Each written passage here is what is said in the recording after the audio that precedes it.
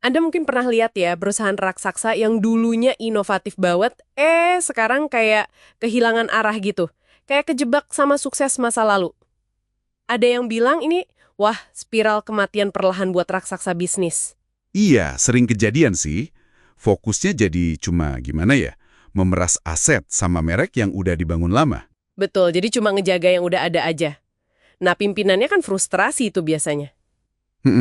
Terus coba jalan pintas kan? Misalnya akuisisi startup atau bikin pusat inovasi sendiri yang terpisah gitu. Tapi seringnya gagal ya, atau hasilnya nggak sesuai harapan gitu. Seringkali begitu. Karena masalahnya lebih dalam dari sekedar kurang ide atau kurang teknologi. Oke, nah hari ini kita mau coba kupas nih. Kenapa sih inovasi yang konsisten itu jadi tantangan berat, tapi sekaligus kunci hidup mati buat perusahaan skala enterprise? Kita gali akar masalahnya, terus lihat juga gimana beberapa raksasa justru berhasil gitu. Kita pakai sumber dari buku Inspired, terutama bagian soal tantangan di perusahaan besar ini. Misi kita, biar Anda paham faktor kunci apa aja yang menghambat atau mendorong inovasi di organisasi besar. Penting nih dicatat, stagnasi itu bukan takdir loh ya. Lihat aja misalnya Adobe, Amazon, Google, Netflix. Oh iya, mereka gede banget tapi inovasinya jalan terus ya. Nah, mereka buktiin kalau ukuran besar itu nggak harus mematikan inovasi. Ini bukan sulap, tapi soal pendekatan yang spesifik dan kemauan buat berubah secara fundamental. Oke. Mari kita bedah deh akar masalahnya. Sumber kita nih, nyorot beberapa hal krusial yang sering jadi biang kelade. Salah satu yang paling dasar, budaya yang udah nggak fokus lagi ke pelanggan. Itu penting banget. Ingat kata Jeff Bezos kan, pelanggan tuh selalu nggak puas. Dengan cara yang indah ya. Iya, itu sinyal kalau selalu ada ruang buat inovasi demi mereka. Kalau udah nggak peduli pelanggan maunya apa, ya udah. Macet inovasinya. Terus apa lagi? Visi produk yang kabur katanya. Betul. Visi produknya jadi nggak jelas, strateginya nggak fokus, timnya jadi bingung kan mau inovasi kemana arahnya. Nah, ini nyambung ke masalah berikutnya, soal timnya sendiri. Timnya kenapa tuh? Berubah fungsi. Dari yang tadinya misionaris, jadi tentara bayaran. Ini istilah dari John Dorsey. Maksudnya gimana tuh? Misionaris versus tentara bayaran. Gampangnya gini, tentara bayaran itu ngerjain perintah aja. Fokusnya ke daftar tugas atau fitur yang dikasih atasan. Udah. Oke, checklist gitu ya. Nah, kalau misionaris, mereka percaya sama visinya. Mereka dikasih masalah-masalah pelanggan atau masalah bisnis buat dipecahkan, mereka terdorong nyari solusi terbaik. Ada rasa ownership. Oke, paham. Jadi bukan sekedar eksekutor ya. Ini nyambung nih kayaknya ke poin berikutnya. Tim produk nggak benar-benar diberdayakan. Tepat. Mereka cuma dikasih daftar fitur buat dibikin. Semacam, ya itu tadi, to-do list teknis aja yang sering disebut roadmap kan? Iya, roadmap fitur, bukan dikasih problem statement gitu ya. Betul. Padahal pemberdayaan itu artinya tim punya otonomi, punya ruang gerak buat cari solusi terbaik, dikasih kepercayaan. Paham. Terus ada lagi soal pergeseran pola pikir katanya. Dari produk ke IT. Gimana tuh? Nah, ini juga bahaya.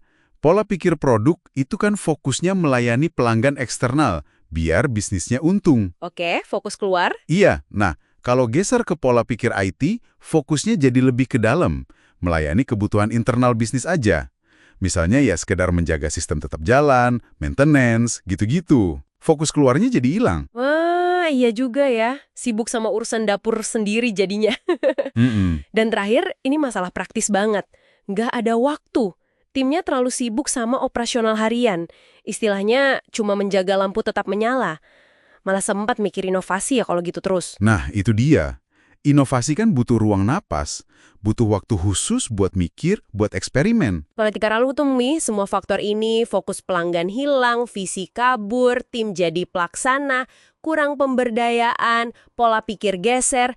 Nggak ada waktu ini semua kan nyambung banget ya. Nyambung banget Ya, ke lingkungan kerja, cara kerja. Ujung-ujungnya ini semua bermuara ke satu kata. Budaya. Budaya ya kuncinya. Iya. Inovasi yang konsisten itu lebih soal membangun budaya yang tepat, bukan cuma nerapin proses A atau B. Contohnya tadi Adobe ya, yang transformasi dari Creative Suite ke Creative Cloud. Itu kan perubahan gede banget di perusahaan raksasa, penuh risiko. Betul, tapi berhasil kan? Kenapa? Ya, karena visi, strategi, komunikasinya kuat. Dan mereka memberdayakan tim produknya buat cari solusi cloud terbaik, bukan sekadar nurutin perintah dari atas. Ini langsung nyambung ke isu pemberdayaan tadi.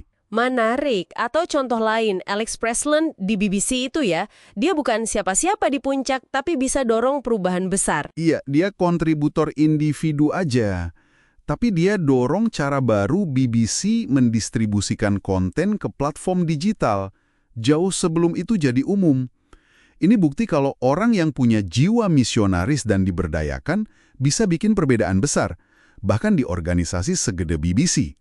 Kuncinya ya di manajer produknya juga, mau nggak ngasih ruang dan dorongan. Oke, jadi intinya buat Anda nih para pendengar, kenali dulu jebakan-jebakan ini. Hilangnya fokus pelanggan, tim jadi tentara bayaran, kurang pemberdayaan, sampai nggak ada waktu. Itu langkah awal yang krusial banget. Betul. Solusinya ya ada di membangun budaya yang mendukung tim misionaris tadi. Fokus ke masalah pelanggan, kasih mereka pemberdayaan. Dan pastinya ini butuh dukungan penuh dari pimpinan ya. Tanpa itu kayaknya susah. Susah banget. Karena ini menyangkut perubahan fundamental. Oh ya, satu hal penting lagi nih. Inovasi sejati di perusahaan besar itu, idealnya bukan cuma tugas tim khusus atau lab R&D loh. Oh, jadi gimana dong? Tanggung jawab inovasi itu harusnya tertanam di setiap tim produk.